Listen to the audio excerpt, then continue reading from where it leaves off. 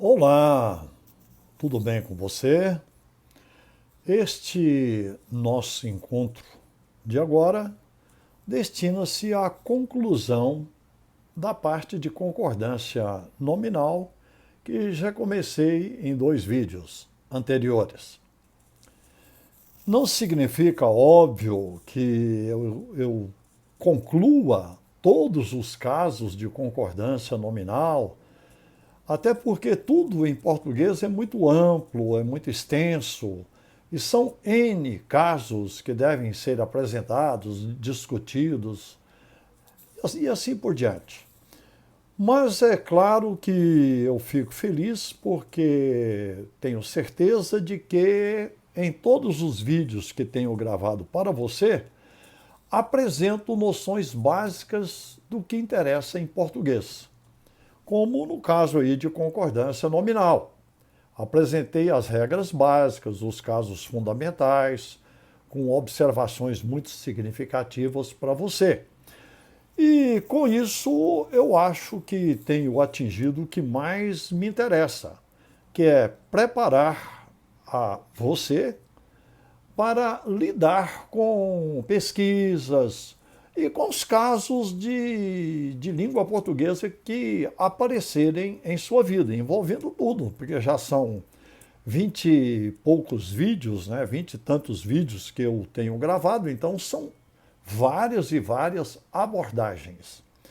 Então, é claro que não estou convicto de que, ao terminar este nosso encontro falando sobre concordância nominal, que eu tenha falado absolutamente 100%.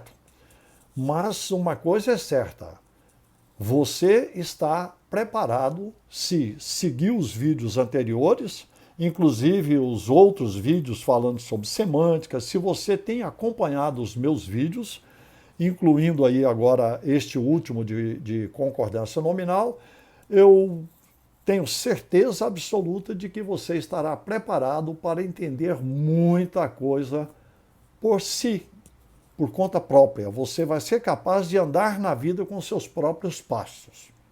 Não tenho a menor dúvida disso. Hoje eu quero trabalhar com você os chamados casos especiais. Alguns casos especiais, que são tantos. Começo com a concordância do predicativo do sujeito. Você já viu o predicativo do sujeito, inclusive no vídeo passado, o predicativo do sujeito, o predicativo do objeto. Então eu quero começar mostrando a concordância do adjetivo como predicativo do sujeito nessas expressões é bom, é necessário, é preciso, é proibido e assim por diante. Outros adjetivos podem constituir essa estrutura com o verbo ser.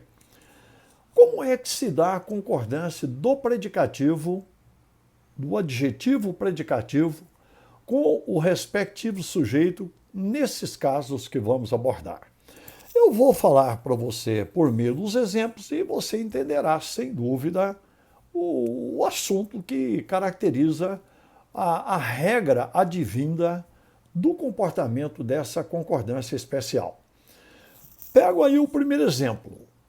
Sopa é bom quando faz frio. Então aparece o é bom, o predicativo, o adjetivo predicativo bom, somado ao verbo ser. Aliás, essas expressões sempre são com o verbo ser. E aí você tem duas orações. Sopa é bom é a primeira, quando faz frio é a segunda. É lógico que a oração quando faz frio nada tem a ver com o assunto de concordância que nos interessa aí. E sim a primeira oração. Veja quem é o sujeito. Essa frase, inclusive, está na ordem direta. O sujeito é a palavra sopa.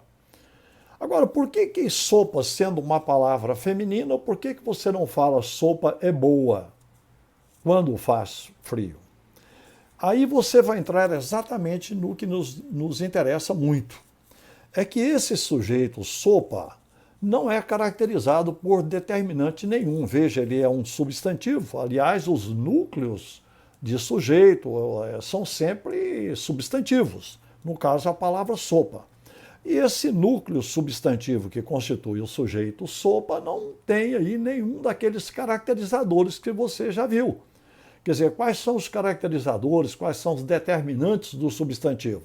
Artigo, numeral, adjetivo, pronome adjetivo e o próprio adjetivo. Veja que esse núcleo substantivo que constitui o sujeito está sozinho. Então, o que acontece? Ele adquire o que se chama de caráter neutro. Ele tem um caráter neutro. E já tenho dito para você em outros momentos que o neutro em português é representado pelo masculino. Tanto é que se você for substituir esse sujeito sopa, não caracterizado por determinantes, você não diria, por exemplo, ela, sopa. Você diria isto. Quer dizer, e o isto, equivalente a esse sopa, é um prono, né? O isto é neutro. E o neutro é masculino. Você diria, então, isto é bom, quando faz frio. Isto, sopa. Você não diz ela, sopa, é boa. Então é por isso, o sujeito não caracterizado por determinantes faz com que esses adjetivos nessas expressões com o verbo ser, com que esses adjetivos fiquem na forma de masculino neutro. E, obviamente, acompanhando o mesmo comportamento de concordância do verbo. Olha aí o segundo caso. É necessário sempre tranquilidade na vida. Olha aí, é necessário tranquilidade. Tranquilidade é o sujeito. Essa frase está na ordem inversa. A ordem direta seria: tranquilidade é necessário sempre na vida. Veja que você não diz é necessária tranquilidade. Por quê? Porque o sujeito tranquilidade, do mesmo jeito que o anterior sopa, está tomado em sentido genérico, sem determinantes, sem quaisquer determinantes. E isso faz com que ele adquira o caráter de neutralidade, que em português é representado pelo masculino. Por isso é que você diz é necessário. Da mesma forma, você tem aí a terceira frase: entrada é proibido neste local. Você não diz entrada é proibida. Por quê? Porque o sujeito entrada, do mesmo jeito que os dois anteriores, é neutro. Então, por isso que é proibido. Você diria isto, entrada, é proibido. E não ela, entrada. Sendo neutro, não é ela, e sim isto. Por isso que fica na forma masculina. Agora, perceba, eu pego o primeiro exemplo que citei aí para você, com a palavra sopa. Mas coloquei aí o determinante caracterizado pelo pronome demonstrativo esta. Então, a presença desse determinante acompanhando o núcleo do sujeito, que é a palavra sopa, esse determinante quebra o aspecto de neutralidade. Então, você vai falar agora como: esta sopa é muito gostosa. Aí até apareceu o adjetivo gostoso na forma gostosa, né? Acompanhando o verbo ser. Então, você não vai dizer esta sopa é muito gostoso. Você diria sem o esta: sopa é muito gostoso. Aí sim, porque ficaria neutro. Mas com o determinante esta, você elimina a neutralidade e a concordância do predicativo, que no caso é o adjetivo gostoso na forma gostosa. Essa concordância vai acontecer naturalmente. Tanto é que se você for trocar o esta sopa, você diria ela, esta sopa. Você, inclusive, tem que estar diante da sopa, porque usou o pronome esta. Esta representa algo próximo aí de quem fala. Então, esta sopa é muito gostosa. Então, está aí para você, quer dizer, já ficou bem claro que esses predicativos acompanhando o verbo ser nessas formas é bom, é necessário, é proibido, é preciso, etc., etc., o adjetivo predicativo não concorda se o sujeito tiver caráter neutro, ou seja, se ele não vier acompanhado de determinantes. Havendo os determinantes básicos, como artigo e pronomes principalmente, a concordância se faz naturalmente, como na próxima frase. Veja aí. Aquela garrafa de água foi necessária em vários momentos. Olha, foi necessária. Lógico que aí o verbo ser adquiriu a forma foi, né? Quando eu digo lá é bom, é necessário, não vai você pensar que não pode adquirir caráter de futuro, de passado. Pode, é claro, o verbo ser pode variar, desde que esteja participando dessa construção com o predicativo referente a sujeito neutro ou não. Então aí, no caso, é o verbo ser que só no passado, né? Então, você poderia, inclusive, falar aquela garrafa de água é necessária, você usaria o presente. Foi necessária, você usou o passado. Será necessária, você usa o futuro. Então, o tempo do verbo é de acordo com o contexto. Agora, o interessante é você entender por que o predicativo do sujeito necessário adquiriu a forma de feminino e não o neutro, o masculino neutro. Porque o sujeito que é representado por aquela garrafa de água tem como núcleo a palavra garrafa, mas com a determinação específica, principalmente do pronome demonstrativo aquela, que é um pronome adjetivo. Então é isso aí que fez com que acontecesse a concordância que você tem aí, ó. Tanto é que eu diria, ela, aquela garrafa de água, é ela, não é isto, aquela garrafa. Então não é isto neutro, é ela. Por isso que a concordância aconteceu. Agora eu chamo a sua atenção para essa última frase dessa sequência que temos aí. Olha como está aí a última frase. São precisas grandes habilidades em muitos momentos da vida. Ora, seguindo essa linha que acabamos de dizer, o sujeito aí, grandes habilidades, está inclusive depois do verbo, né, e do predicativo do sujeito, que é representado aí pelo adjetivo precisas, é um detalhe curioso. Seguindo, então, a norma, essa frase está absolutamente correta, porque o sujeito, o núcleo do sujeito habilidades, está acompanhado de um determinante que é o adjetivo grandes. Acontece que o comportamento desse preciso, do verbo precisar, quer dizer, o sentido de necessitar, que é esse caso aí, esse adjetivo advindo do verbo precisar tem adquirido um comportamento de neutralidade em quaisquer situações. E a tendência hoje seria você pegar essa frase que está aí, construída de acordo com a norma, e seguir a forma invariável e falar é preciso grandes habilidades em muitos momentos da vida. É preciso, quer dizer, esse adjetivo preciso, que é representado pelo particípio irregular do verbo precisar, que seria precisado, preciso, mais ou menos um particípio arcaico, digamos, né? Não é bem particípio, não, ele é um adjetivo mesmo advindo do verbo precisar, é um adjetivo comum. Lá, antigamente, poderia até ter caráter de particípio irregular do verbo precisar, mas fiquemos com a ideia normal de adjetivo mesmo. Então, está aí para você que é aconselhável hoje, mesmo que você tenha o sujeito determinado aí, caracterizado por grandes habilidades, com determinante grandes, é aconselhável que com esse adjetivo preciso você use a forma invariável, a forma que não tem plural. É preciso grandes habilidades. E se você analisar, faz todo sentido, porque é muito mais significativo você trocar grandes habilidades pelo pronome neutro isto do que por elas. Elas, grandes habilidades. O isto aí pega bem melhor. É preciso isto, grandes habilidades. Então, interessante, o comportamento desse adjetivo preciso é um comportamento que tende a neutralizar a ideia do predicativo do sujeito que acompanha aí o verbo ser. Entendido? Quer dizer, você viu a frase que seria construída gramaticalmente e viu a tendência moderna que é deixar com esse adjetivo preciso a forma invariável. É preciso. Agora vem essa próxima sequência que constitui aí a nossa letra B, com esse ou mais possível.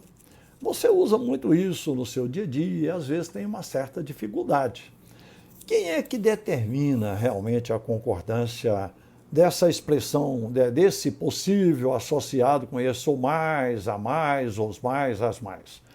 Quem determina é exatamente o conjunto ou a mais com possível, os, as, mais com possíveis. Então é só você observar essa conclusão que está aí para você, que eu já coloquei. Ó. Quando eu tenho o ou a mais, vai ser possível. Quando eu tenho os ou as mais, possíveis. Não pode é você trabalhar o, a com possíveis ou os, as com possível. Tá bem? Singular, singular. Plural, plural. Muito simples isso aí. Agora, tem aí um comportamento para o qual vou chamar a sua atenção. Acompanhe comigo aí. Às vezes você tem de fazer esforços os mais variados possíveis para vencer certos tropeços do cotidiano. Antes de eu falar sobre o comportamento os mais possíveis aí, eu quero lembrar a você, ó, a locução verbal tem de fazer. Poderia você perguntar, mas não é tem que fazer? Nessas locuções, com o verbo ter, o verbo haver, acompanhados esses verbos de infinitivo, que no caso é o fazer, o que e o de são sinônimos, porque são ambos preposições.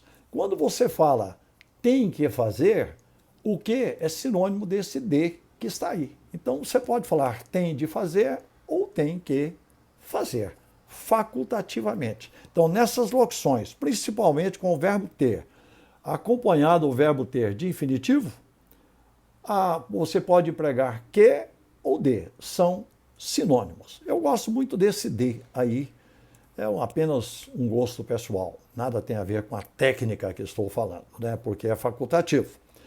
Agora, outra coisa, você pode falar essa última palavra aí, cotidiano com QU ou cotidiano com CO.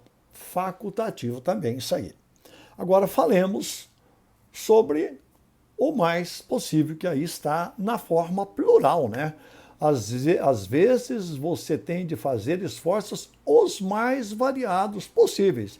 Isso aí caracteriza uma intensificação para a palavra esforços. Mas como está tudo no plural, então esse plural, os mais possíveis, absolutamente correto de acordo com o esqueminha que está embaixo com você. Só que muitos gramáticos, quando deparam essa forma intensificadora, representada por os mais ou as mais, muitos gramáticos sugerem que você fique com a forma o mais possível. Então, seria também correto você dizer, às vezes você tem de fazer esforços o mais variados possível. Olha, o mais variados possível. Quer dizer, o combinou com o possível, como está o esqueminha lá embaixo para você. E interessante, se você observar isso aí, quando se tem os mais ou as mais e vai ser possíveis, você vai ver que esse o mais possível fica inclusive mais lógico, porque ele tem um caráter intensificador. Isso tem natureza até certo ponto de advérbio, e advérbio é invariável. Por isso que fica muito bem você falar aí também, como está, é claro, os mais variados possíveis, mas ficaria muito bem você falar o mais variados possível, que seria como você falar, em outras palavras, o possível mais variados. Quer dizer, o variados concordando aí exatamente com o substantivo esforços, e o possível fazendo a conjugação com o mais. Então isso aí, essa é uma segunda opção, inclusive, até certo ponto, preferida por muitos gramáticos. Olhe o outro exemplo que vai seguir essa mesma linha que estou dizendo para você. É bom trabalhar com respostas as mais objetivas possíveis. Olha, as mais objetivos, porque são respostas, feminino plural. E as mais possíveis. Tá bem? Então não tem segredo, tudo plural, concordando no feminino, porque na verdade o substantivo antecedente é que determina essa flexão do artigo para os e para as, não é isso? Então é o substantivo antecedente que determina isso aí. Qual é o substantivo antecedente que você tem? Respostas. Então, por isso, as mais objetivas possíveis, inclusive o adjetivo objetivas, do mesmo jeito que o adjetivo de cima representado pela palavra variados, do mesmo jeito ambos flexionaram para concordar com o substantivo antecedente. Mas não há dúvida de que você poderia também dizer: é bom trabalhar com respostas o mais objetivas possível. Ou seja, respostas o possível mais objetivas. Então, quando você tem os ou as possíveis, esse o possível vai ser também cabível nos exemplos ou nas frases que você usar. Combinado? Olhe o último exemplo que tem uma curiosidade especial aí para você. Entregarei estas encomendas o mais rápido possível. Veja que o substantivo antecedente é encomendas. Aí a tendência é você falar encomendas as mais rápido possíveis, alguma coisa assim. Mas aí veja que interessante. Nos exemplos anteriores, a expressão o mais, as mais, essa expressão foi entremeada por adjetivos. No caso, variados no primeiro exemplo, e no caso do segundo exemplo aí, você tem exatamente o adjetivo qual? Objetivas, o adjetivo objetivas. Então, a expressão vem entremeada por dois adjetivos. Agora veja o que aconteceu nesse último caso aí. A expressão o mais está entremeada por rápido. E esse rápido é um adjetivo que aí adquiriu o caráter de advérbio, por isso é invariável. E, aliás, é por isso que essa expressão o mais possível é sempre cabível, porque ela tem até certo ponto um caráter de advérbio intensificador. Nesse caso aí, o rápido tem um caráter de modo, porque, na verdade, ele é modificador do verbo. É entregarei rápido e não encomendas rápidas. Então, veja que ele é um modificador do verbo. Como ele é advérbio, quer dizer, ele é um adjetivo que virou advérbio por uma derivação imprópria que você já viu, então é por isso que você não vai poder variar. Então vai ser o mais rápido possível, mesmo que o antecedente seja estas encomendas, né? Encomendas no plural. Mas aí o advérbio, que é invariável entremeando, impossibilitou você flexionar e falar de outra forma que não essa que aí está. Combinado? Então guarde essa regrinha na sua cabeça, que aí está esse esqueminha, né? Mas com o detalhe de que sempre que você empregar as mais ou os mais possíveis, caberia também o mais possível com uma lógica bastante intensa. Vem a letra C com um adjetivo comum. Eu até coloquei aí porque esse adjetivo lesa, que vem do verbo lesar, esse adjetivo forma sempre uma palavra composta com pátria, com patriotismo, e ele não tem segredo nenhum. Na verdade, ele vai se enquadrar na regra geral.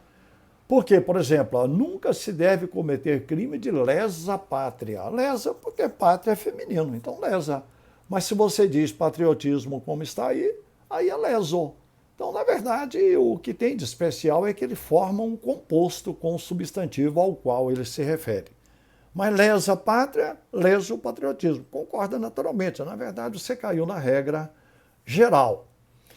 Agora eu vou entrar com você no plural dos adjetivos compostos. Aí nós vamos trabalhar com algumas regras que resolvem para você com a maior tranquilidade. Olha, por exemplo, aí a primeira regra que diz o seguinte, que os adjetivos compostos, olha, ó, quando constituídos por dois ou mais adjetivos, quer dizer, um adjetivo composto de dois ou mais outros adjetivos, só o último é que vai para o plural. Então, por exemplo, você tem reações físico-químicas. Perceba que só o último é que concordou com reações. O primeiro ficou invariável. Ficou na forma masculina neutra, né? Tá bem? Ou a forma invariável, como você preferir. Isoladamente, eu diria reações físicas e reações químicas. Mas quando você une dois adjetivos para formar um composto, dois ou mais adjetivos, só o último é que vai para o plural, que é o caso desse aí. E é o caso, por exemplo, desse próximo aí, ó, com três adjetivos constituindo um adjetivo composto. Olha aí, ó. Montadoras franco-luso-brasileiras. Quer dizer, só o último é que concordou com montadoras. Os dois primeiros, não. Então, essa regra é bastante clara aí para você, como você vai ver no próximo exemplo. Questões econômico-financeiras. O primeiro não varia, só o último, porque é um composto de dois adjetivos. Então, se você tem dois ou mais adjetivos constituindo um adjetivo composto, é só o último que vai para o plural. E aí eu já chamo a sua atenção para uma observação, que é uma exceção à forma composta surdo-mudo, que é constituída, na verdade, de dois adjetivos. Por exemplo, meninos surdos, meninos mudos. Mas essa palavra composta aí ela constitui uma exceção e por isso ambos flexionam. Você diz, por exemplo, crianças surdas mudas e não surdo-mudas. Ambos variam, não é só o último, é diferente dos que você viu, é uma exceção. Assim como você diz, meninos surdos mudos. Aí você poderia me dizer, esse negócio de exceção em português é uma coisa muito chata. Olha, mas eu convido você a raciocinar comigo. Sempre que há uma exceção, ela não cai de paraquedas, ela tem um motivo. E você vai entender esse motivo, por que surdo-mudo é uma exceção. Nos adjetivos compostos anteriores, você pegou os adjetivos constituintes do composto e eles formaram um conglomerado. Quer dizer, não tem ideias isoladas. Por exemplo, vamos pegar esse segundo caso, montadoras franco-luso-brasileiras. Isoladamente seria montadoras francesas, lusitanas, brasileiras. Mas quando você mistura, perde-se esse caráter de individualidade e passa a ser uma ideia homogênea e não ideias isoladas. Por isso é que só o último é que pode variar. Agora, quando você tem essa forma composta surdo-mudo, mesmo dentro do composto, você mantém a individualidade dos dois adjetivos constituintes. Então, quando você fala crianças surdas mudas, você está dizendo crianças que são surdas e são mudas. Quer dizer, você mantém a individualidade dos dois integrantes. Por isso que crianças surdas mudas, meninos surdos mudos. Por isso essa exceção. Porque cada um mantém a individualidade na estruturação do adjetivo composto. Vem agora a segunda regra para plural de adjetivos compostos. Olha a segunda regra. A segunda regra está dividida aí para você em duas partes. A primeira parte diz o seguinte: quando os adjetivos compostos indicam cor, ficam invariáveis, olha só que interessante, se o nome da cor for representado por um substantivo adjetivado. Quer dizer, olha só que interessante. Se o substantivo for adjetivado e caracterizar o nome da cor, não há variação. E veja que esse caso não está falando em compostos, não. Eu coloquei aí, não porque são formas compostas, mas por causa da participação que tem nos compostos com os quais eu vou encerrar este nosso vídeo. Então, por isso que você diz camisas rosa. Olha, o nome da cor aí, rosa, na verdade, um substantivo adjetivado. Ele é um substantivo que está adjetivando a palavra camisas. Mas perceba que você não pode dizer nem escrever camisas rosas, quando o nome da cor é representado por um substantivo adjetivado, ele não pode variar. Por quê? Porque, na verdade, você está fazendo aí até certo ponto uma comparação. Aí você está comparando a cor das camisas com a cor da rosa. Tanto é que caberia você falar camisas cor de rosa. Você não diz cor de rosas. Então esse cor de ou apenas cor fica sempre subentendido nesses casos em que o nome da cor é representado por substantivo adjetivado. Então por isso camisas rosa e não rosas, por isso calças violeta e não violetas. Violeta é também um substantivo. Seria como você falar calças cor violeta ou cor de violeta. Então, cor de cor está aí subentendido. Por isso que você faz uma analogia da cor das camisas e das calças com a cor da rosa e da violeta. Aí é por analogia. Tudo bem? Agora, a segunda regra, realmente envolvendo aí os compostos. Olha o que diz essa segunda regra. Quando os adjetivos são compostos, ficam também variáveis se o segundo integrante for substantivo.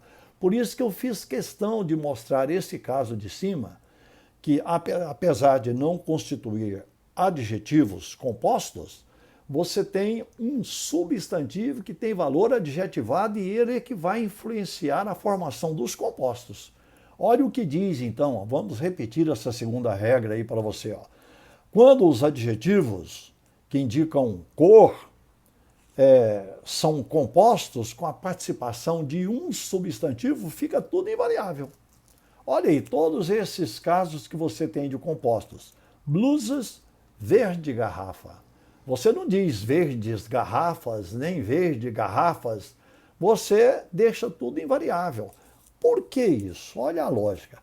Porque nesse caso aí, o nome da cor não está no substantivo, está no elemento que vem antes. É verde, aí no primeiro caso, azul no último caso, no segundo caso, verde, no último, azul. Essas são as cores.